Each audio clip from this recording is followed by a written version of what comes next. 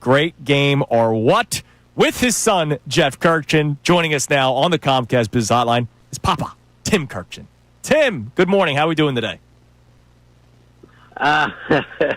Pop-up is good. We are gonna tape our podcast this morning as soon as Jeffrey gets off of work and as soon as I create some space. So that's what we do every Monday. Then we tape every Wednesday, 3 days a week. So much fun. Well, if he takes too long to get to you after work, just let me know. I can go down the hall and I'll tell him, let's go.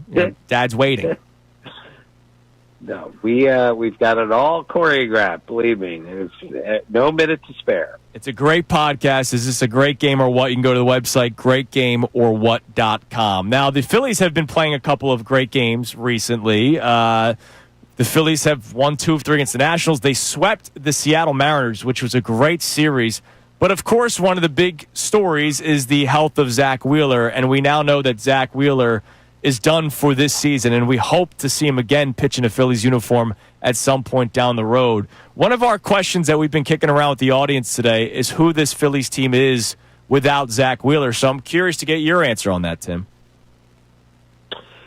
Well, there's certainly a lesser team without Zack Wheeler. That's obvious. He's one of the top 5, if not one of the top 3 pitchers in the game. His durability, his strength, his willingness to work deep into games makes him different than almost every pitcher out there. Having said that, the strength of this team is their starting pitching. And when you still have Ranger Suarez and Aaron Nola and, of course, Christopher Sanchez, you have a chance to do some really good stuff, even in the playoffs, without Zack Wheeler. But I think you could have made the case that the Phillies were going to enter October as maybe, along with the Brewers, the team to beat in the National League. I just don't think you can do that right now without Zack Wheeler. But this team is still really good, and once you get to October, anything's possible. But, boy, it was such a comfort having Zack Wheeler on the mound for Game 1, Game 5, Game 7, whatever you needed him, and now that's not going to happen. Tim, you highlighted the starting pitching, but in the absence of Zack Wheeler, have you seen enough of late of Jesus Luzardo and Ranger Suarez to suggest that they can kind of fuel that rotation moving forward? Yeah, I have, and I think both of them are good enough to start a playoff game and win a playoff game, which is what you need to have. You need to have 2, 3, 4, maybe even more guys in the rotation that you could look at and say, this guy can go out on an enemy mound and win a playoff game. I think Jesus Luzardo is good enough to do that. I'm sure Ranger Suarez is good enough to do that. So I still like where the Phillies are, but you win a lot of times in the postseason with an ace, with a 1 and 2 starter. Granted, the Phillies have 2 of them this year with Wheeler and Christopher Sanchez, but now they're only down to 1. Anytime you can go into a playoff series knowing we have 2 pitchers who can go out there and pitch shutout tonight, that's a great spot to be in. Now they're only down to 1 maybe, but I see other guys on the team that can win a playoff game on the road for the Phillies. Tim, do you think any team, I want to say forget the Phillies for a second, but do you think any team could win a World Series platooning as much as this Phillies team is? We have the platoon at second base with Bryson Stott and Edmundo Sosa, but then we have like musical chairs in the outfield where it seems like it changes every single night. Do you think they should try to solidify an outfield rotation come September, or do you think this is what they will continue to do, and will it work? I think Tim just dropped off, Connor. Come the final weeks before the playoffs start, or do you think you could go into the playoffs with this idea? All right, fellas, I just lost you again there, so I'm going to attempt to... Can you hear me? Yes, we got you, Tim. Sorry, I completely missed the question. Sorry, there's something wrong with my phone. Just repeat it quickly. That's okay. I'll ask it one more time. Do you think this team can win with the platoons in the outfield that they have when they've been doing like a musical chairs, or do you think they should try to solidify an outfield at some point in September? I think they should platoon because I'm just not sure they have three everyday outfielders who can do it against right-handed and left-handed pitching. But the good thing about the Phillies is they have thunder at positions that maybe others don't. In other words, they have a shortstop who's hit 300, which is a very helpful thing.